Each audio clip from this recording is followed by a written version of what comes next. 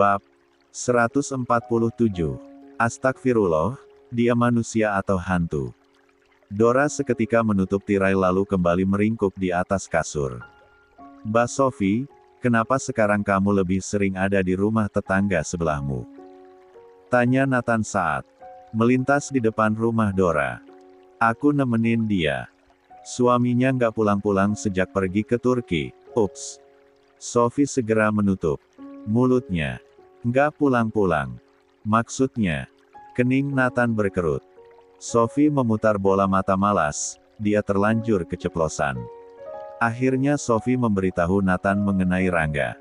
Kasihan sekali. Pasti Dora merasa sangat sedih. Nathan melihat ke arah rumah Dora. Kasihan apa senang? Selidik Sophie. Kok senang? Kenapa aku harus senang? Tanya Nathan.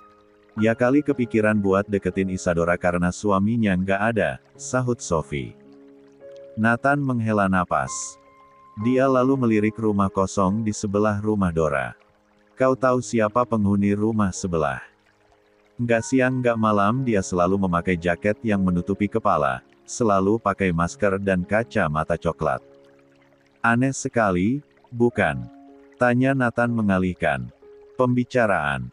Kamu sudah berkenalan dengannya? Tanya Sophie. Nathan menggeleng.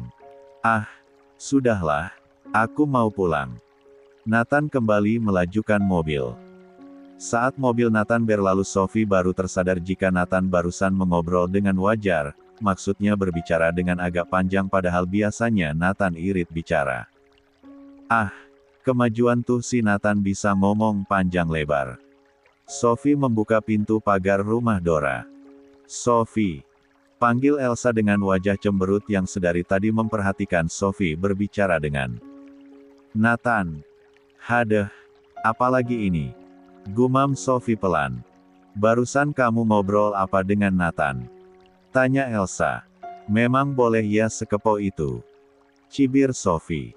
Jangan keganjenan jadi janda. Cetus Elsa. Maaf ya, Bu. Saya memang janda. Tapi saya nggak kegatelan kayak situ. Sophie masuk halaman rumah Dora. Dan mengunci pintu pagar. Apa barusan kau panggil aku? Ibu. Elsa berang. Ya memang situ sudah ibu-ibu tapi belum laku. Ucap Sophie menohok perasaan Elsa. Elsa menahan amarah, terbukti wajahnya memerah. Pegawai negeri tapi mulutnya amit-amit nggak makan bangku sekolahan, sukanya ngehina orang. Maaf, saya makannya martabak. Bangku sekolahan mah keras, Bu. Cetus Sophie. Elsa semakin memerah wajahnya. Kamu? Ya. Benar-benar kurang ajar. Elsa misuh-misuh. Sophie hanya menaikkan sebelah cuping hidungnya lalu bergegas berjalan menuju teras rumah Dora setelah menepis udara dengan tangannya. Rere berada di kamarnya, dia tertidur dengan dompet cantik pemberian Leon. Pintu kamar Rere dibuka seseorang, dia Elena. Yah, tidur. Aku mau ajak dia beli miksue malah tidur. Apa mungkin kecapean karena dari tadi sibuk bantuin Mbah Ham di dapur, ya. Gumam Elena pelan. Saat Elena hendak keluar lagi, tatapannya terantuk pada dompet rajut cantik yang digenggam Rere. Elena meraih dompet itu lalu menimang-nimangnya.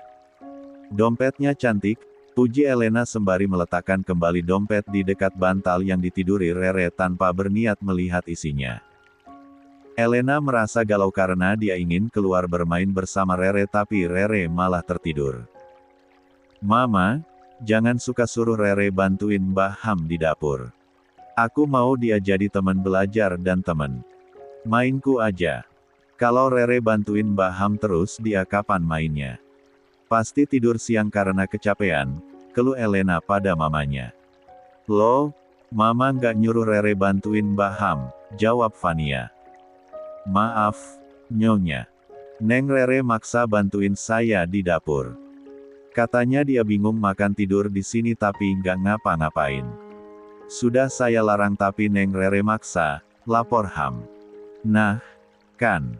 Mbah Ham bilang sendiri. Itu inisiatif Rere aja bantuin Mbak Ham. Vanya tersenyum pada Elena. Tiba-tiba Rere muncul dengan wajah masih terkantuk-kantuk. Rere, panggil Elena semringah. Ke gerai Mixue di depan gerbang perumahan, yuk. Ajak Elena menggandeng Rere. Rere yang masih setengah mengantuk hanya manggut-manggut patuh. Tapi aku mau bantuin Mbak Ham masak. Rere melihat jam dinding. Elena cemberut. Aku nggak suka kamu bantuin Mbak Ham. Kamu jadi nggak bisa main temenin aku. Rere terkesiap, dia segera meminta maaf. Rere, kamu di sini temenin Elena saja, ya. Nggak usah bantuin kerjaan Mbak Ham. Elena tidak bisa main di luar. Mama memang melarang Elena pergi main di luar rumah. Jadi kamu harus selalu menemani Elena belajar dan bermain, ya. Tita Vania lembut pada Rere. Rere mengangguk-angguk sopan. Elena tampak ceria. Dia segera menuntun Rere pergi, sudah tak sabar membeli Mixue kesukaannya. Re, tadi aku ke kamar. Terus lihat kamu megangin dompet rajut. Perasaan kamu kalau tidur megangin dompet itu terus, deh. Celoteh Elena saat berjalan menuju gerbang perumahan yang dekat dengan rumahnya. Rere tersenyum. Iya, dompet itu sangat berarti buat aku. Kamu beli di mana? Tanya Elena. Aku nggak beli. Dompet itu pemberian seseorang, Rere tersipu. Wah, cowok, iya. Terka Elena. Rere menunduk. Dia takut ketahuan isi hatinya jika dompetnya adalah pemberian anak lelaki yang disukai Elena. Tahu, enggak. Kita akan sekolah di sekolah Leonard Dharmawangsa, loh. Mama berhasil masukin aku ke sekolah itu. Elena tampak riang. Kita. Rere mengernyit. Lia, kita. Sekolahmu kan mahal, masa aku ikutan sekolah di sekolah yang sama kayak kamu? Ujar Rere merasa sangsi dia akan bersekolah di sekolah yang sama dengan Elena. Terus kamu mau sekolah di mana? Kamu kan anak mama juga. Udah diadopsi sama mama dan papa ya sekolahnya sama dong sama aku. Gimana, sih? Iya. Rere tergeragap. Dirinya akan melihat Leon lagi. Namun Rere tersenyum getir. Leon tidak akan pernah mengenali dirinya. Leon mengenal Rere yang kumal, dekil, bau serta wajahnya kotor. Rere yang saat ini adalah Rere yang teramat bersih, wangi dan terawat. Memakai sampo mahal seperti Elena. Bedak serta semua milik Elena kini bisa menjadi miliknya. Rere seperti berada di istana. Bahkan Rere seperti tidak mengenali dirinya sendiri di depan cermin. Aku akan bersekolah di sekolah yang ada Leonnya. Benarkah? Sekolah orang kaya bahkan banyak anak artis sekolah di sana. Untung aja aku udah berubah. Nggak apa-apa Leon nggak ngenalin aku. Aku pasti akan merasa sangat sungkan kalau Elena tahu Leon kenal aku. Nggak apa-apa, sudah melihat dan bisa bertemu Leon lagi aja aku udah seneng banget. Rere membatin tegar. Ak Isadora sedang duduk termenung di sofa ruang tamu, melihat teras dari balik jendela dengan tatapan kosong. Tiba-tiba Dora dikagetkan dengan suara teriakan anak-anak kecil yang melempari batu ke halaman rumah kosong. Ada hantu, ada orang jelek. Itu orang apa hantu? Ya. Dora segera membuka pintu. Dia melihat beberapa anak kecil melempari lelaki penghuni rumah kosong yang sedang mencabuti rumput. Lelaki itu diam saja menunduk dan membiarkan punggung serta kepalanya kena lemparan kerikil-kerikil dari anak-anak nakal tersebut. Hei, berhenti. Dora membuka pintu pagar lalu menghalau anak-anak nakal tersebut. Kak, ada orang jelek banget. Mukanya aneh, bopeng atau gimana itu serem. Celetuk salah satu anak. Hush. Kamu masih kecil jangan bicara nggak sopan sama orang tua. Hardik Dora pelan. Tapi anak-anak tersebut tidak menggubris ucapan Dora, mereka terus melempari lelaki tersebut dengan batu-batu kecil. Haduh, mereka anak orang bukan, sih? Kenapa masih kecil udah pada barbar gini? Keluh Dora. Berhenti. Atau kakak panggil polisi. Dora pura-pura meraih ponsel. Anak-anak tersebut seketika berlarian menjauh dari hadapan Dora. Om, Bang, Pak. Lain kali kalau anak-anak itu kurang aja jangan diem aja, entar malah pada ngelunjak. Tegur Dora yang merasa kasihan melihat lelaki tersebut tetap menunduk mencabuti rumput. Terima kasih, Non. Saya memang jelek, tak apa-apa diejek anak-anak itu, mau bagaimana lagi? Sahut si lelaki itu pelan dan tetap menunduk, mencoba menyembunyikan wajahnya dari Isadora. Dora hendak membuka pintu pagar rumah si lelaki tapi seseorang menegurnya.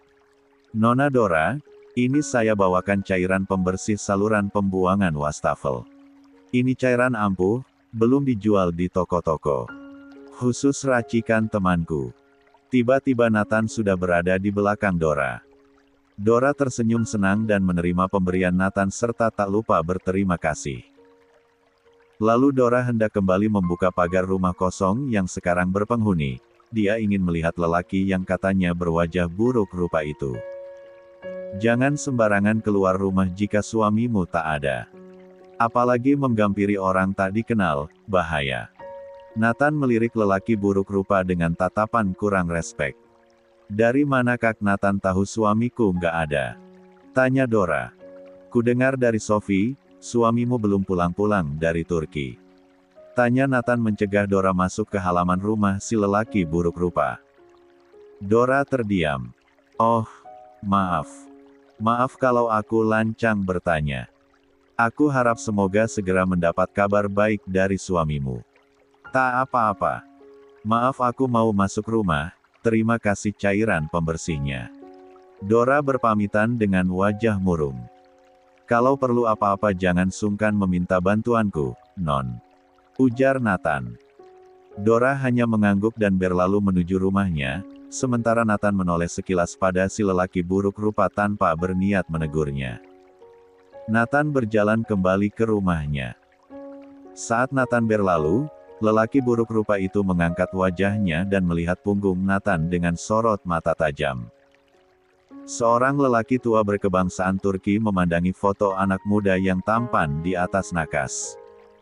Dibelainya foto tersebut. Air matanya menetes di kedua pipinya yang renta. Lalu diletakkannya kembali foto tersebut, lelaki tua itu menoleh ke arah ranjang di sebelahnya.